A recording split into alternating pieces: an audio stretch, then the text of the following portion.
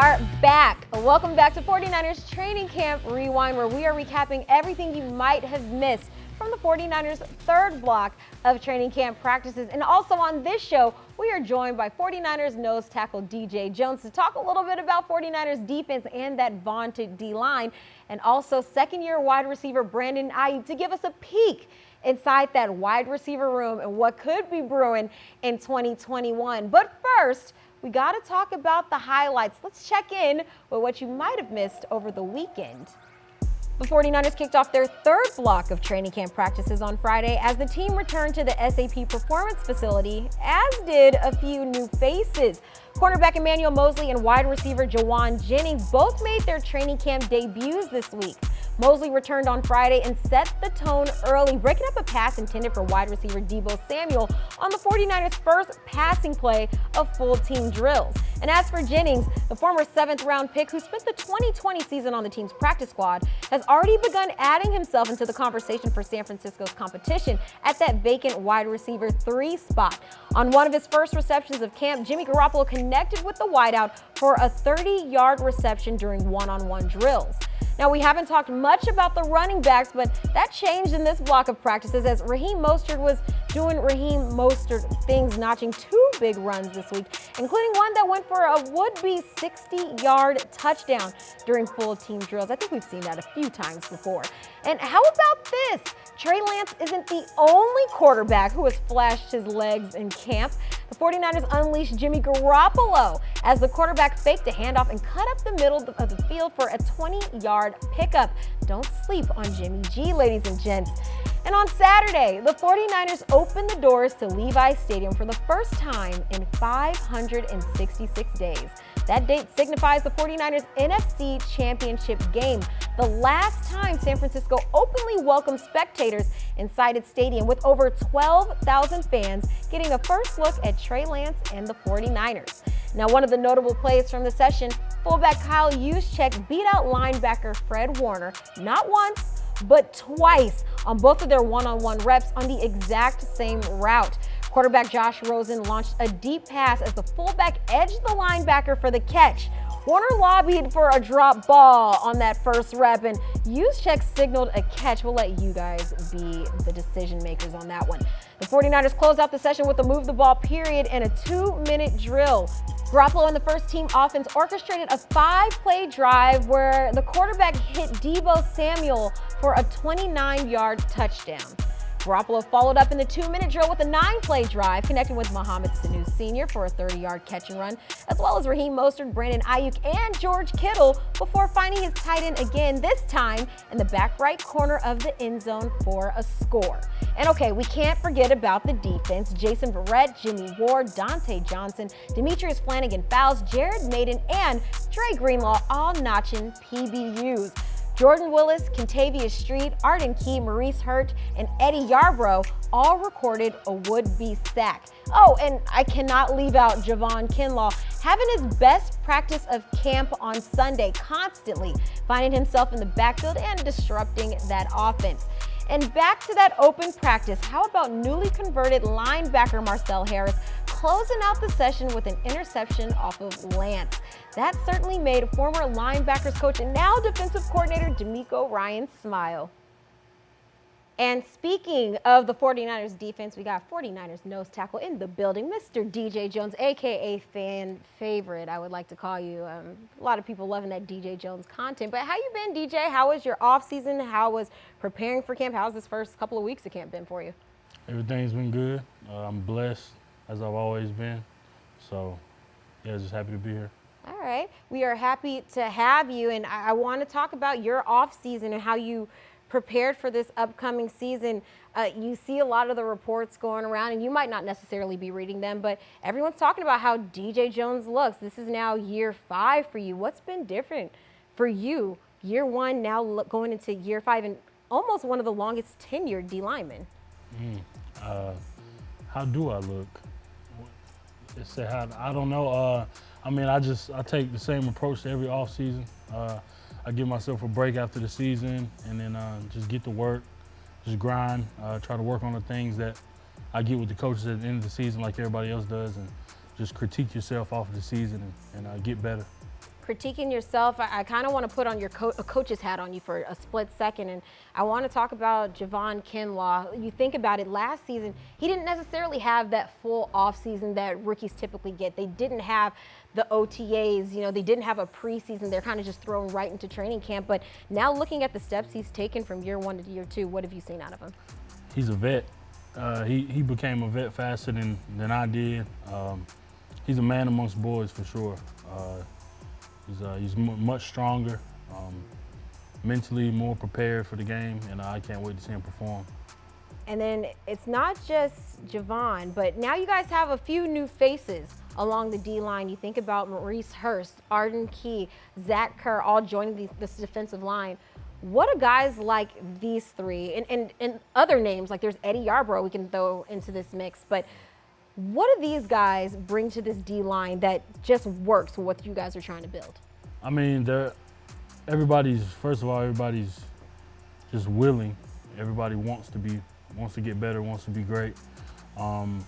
This isn't a system that anybody can just come in and do what they got to do and perform at a high level, but everybody's coming in ready to learn.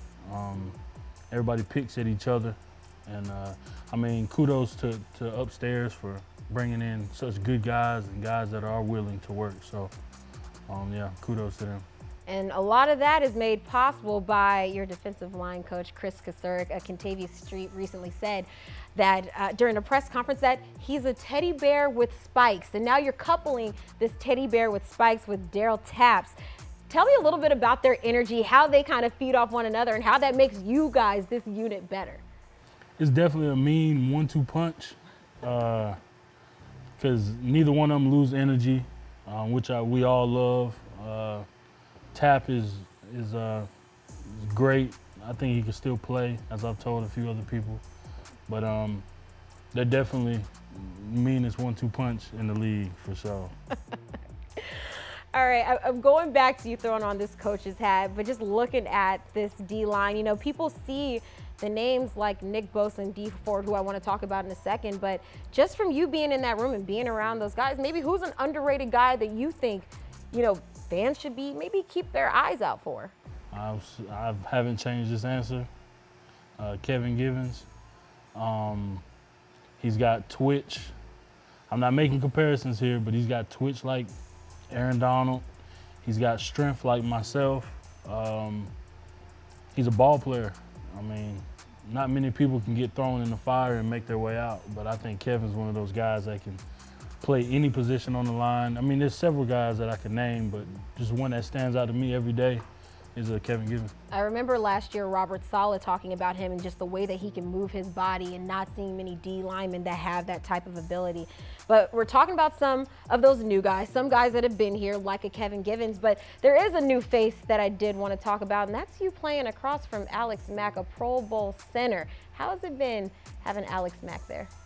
I mean, it's been, he's a vet, he's a vet's vet. He knows how to get in your head as an offensive lineman without even touching you. I ain't gonna give you too much, but he's a vet's vet. He's a great player, and as I can see, he's a great leader for the offensive line.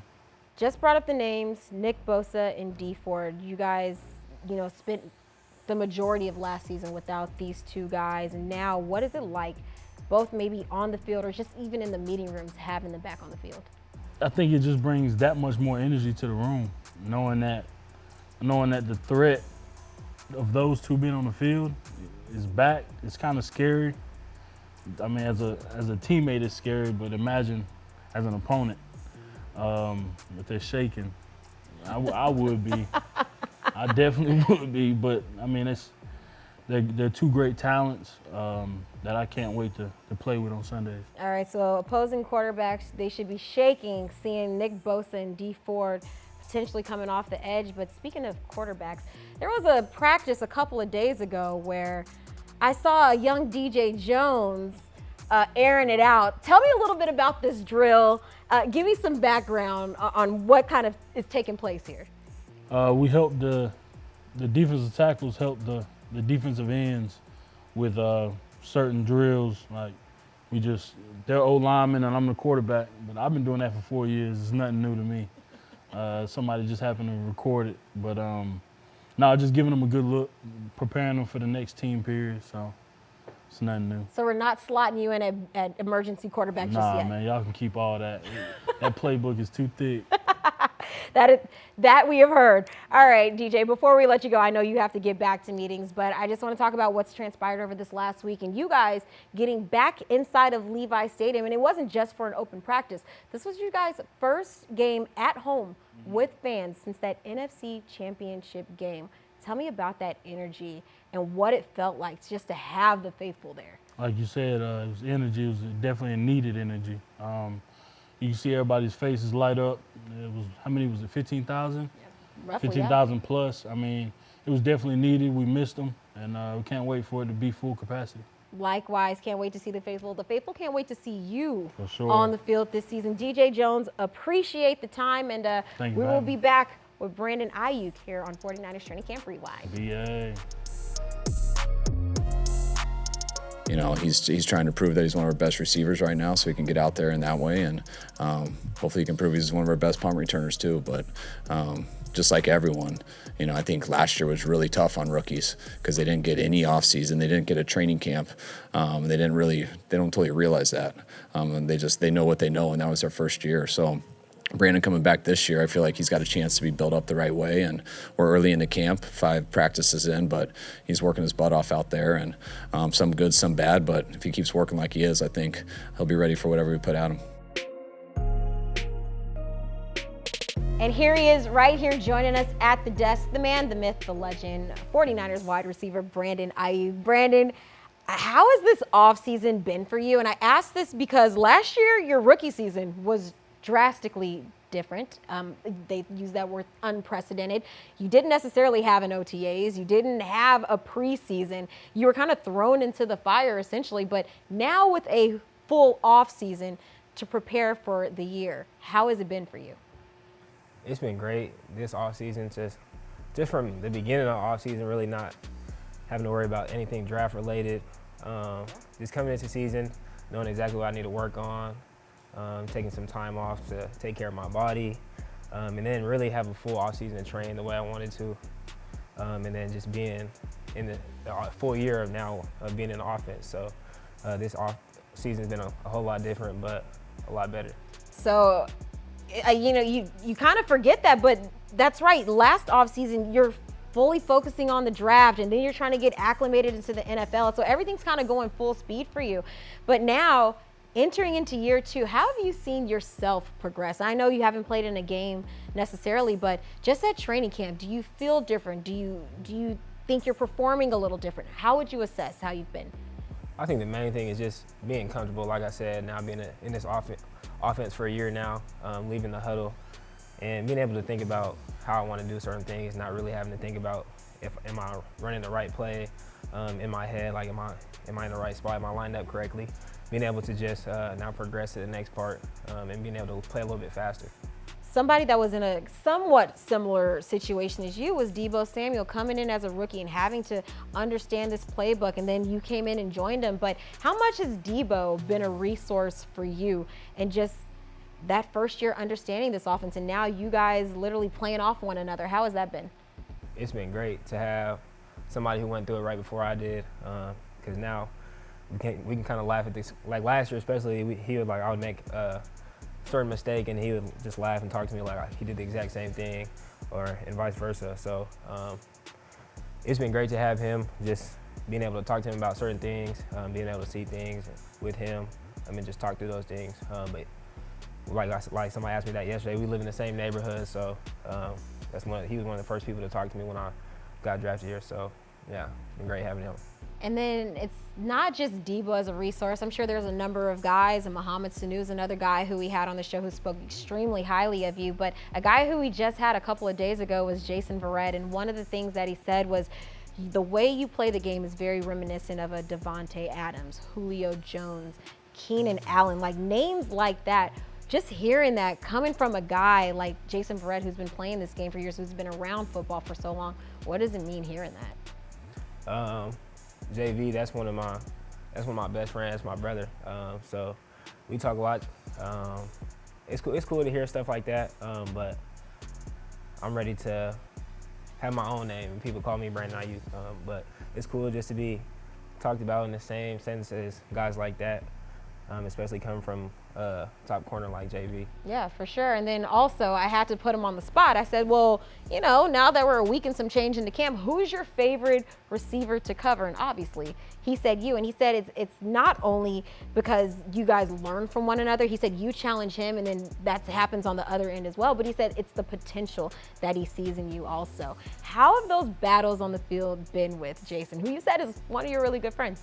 I think that it started even before we came back into camp. I trained together with him in Orange County over the offseason, and it was always like we were split up into different groups, but it was always like JV was like, no, I want you, or I want him, like on the bike, on the treadmill, whatever it was. We were going back and forth, and then right before the camp started, I sent him a text just praying for a healthy, peaceful mind, healthy body throughout camp, but we can go after it. And he said, all camp, some smoke emojis.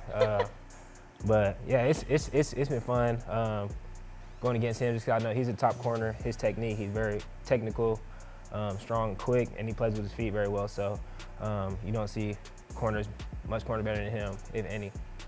And then looking at this 49ers wide receiving group, you have yourself, we have Debo, we talked about Mohamed Sanu, but there's some faces that maybe the faithful are still getting a little used to, and that being Jalen Hurd and Juwan Jennings. Faithful haven't really got a chance to see them on the field just yet, but you're in the room with them. You get to see them out there on the field. You're, watching film.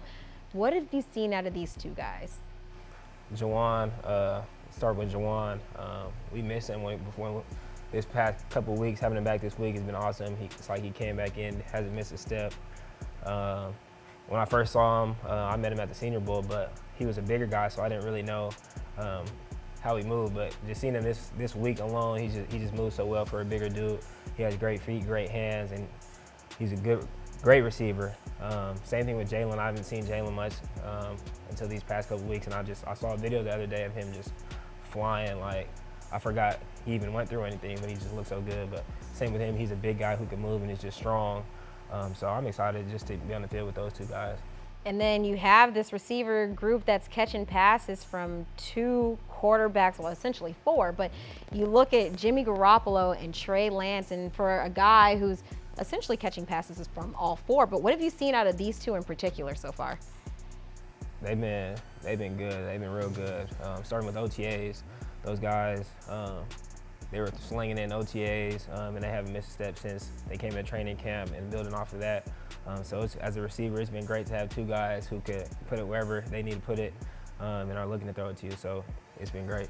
And then, everyone's saying Jimmy Garoppolo's coming in with this confidence and the way he's been carrying himself starting at OTAs. And have you been able to witness kind of that rapport being built over the last year with him? Yeah, definitely. I just see it with a lot of people. I'm not sure exactly who it was. I think it was a couple days ago, but I remember he just threw like a back shoulder. It was like up the seam, a back shoulder pass right, I think behind Fred's head, and then he just turned around and he just looks around, and it was just great to see from Jimmy, just because he's not really like that, but it was just like he knows what he can do, and we know what he can do, so it's just exciting to see that fire come from him. Yeah, Jimmy's been fun to watch throughout this entire last few weeks of training camp. But Brandon, before I let you go, I want to talk about what transpired on Saturday. You guys having an open practice at Levi Stadium, and it's kind of crazy to think about it. You haven't played a home game with fans in the stands, and you kind of got a little bit of a feel of that atmosphere on Saturday. How was it going out, taking the field during open practice, hearing everybody, hearing when you walk out, everyone starts roaring and screaming? How was that for you? That was crazy. I didn't really even think about it till I started walking out yesterday. I wasn't sure how many people were going to be there. I know it's open practice, but technically in my head, like, we've already been having open practices. So when I walked out to the stadium, I was walking out, and then I just saw a bunch of people, and people like chanting and screaming. It was a crazy experience. It wasn't even like, I'm not sure how many people was there, but just to hear like the roar of the crowd, just being in there with people for the first time, it was a crazy experience, and I cannot wait until the first home game. Yeah, you're only less than 7 days away for close to the real thing. First preseason game here at Levi Stadium as the 49ers host the Kansas City Chiefs, but Are you feeling a little antsy? How do you feel? Like, not necessarily as your game on the field, but playing at home, Levi Stadium, the faithful all there. No, not at all. I'm like, yesterday it was like just getting a little taste of it. It's like you just want more and more, you want more. So I'm ready. I can't wait to go out there and see a packed stadium and get a win in front of the stand, in front of the fans. So. Yeah, we're all looking forward to it. That is this Saturday here at Levi Stadium. 49ers hosting the Kansas City Chiefs. Tickets are available at 49ers.com/tickets. With that, Brandon Aiyuk, appreciate it. Faithful can't wait to see you regardless if it's this Saturday or Sundays throughout the season. We can't wait to see you. Appreciate the time. And don't forget, you can catch more of what this guy and the rest of the 49ers have been up to. Brick by Brick is back Wednesday, August 11th. Set your DVRs, set your YouTubes, whatever it is, set it so you can make sure you catch that. And with that, let's leave you with a little trailer from what you're going to see this Wednesday. Brandon, appreciate the time and enjoy, you guys. Thank you. Last year was just a wild year, from COVID to the injuries to name it. It happened to San Francisco last year. Is this a bounce back year for the San Francisco 49ers? We're an organization that is doing everything they can to win. I think everyone's pumped to come to training camp. We're going to grind. I think our team knows that we got a good team. That's why I don't have to sit here and convince them of it. Our goal each offseason is to try to hopefully be the last team standing.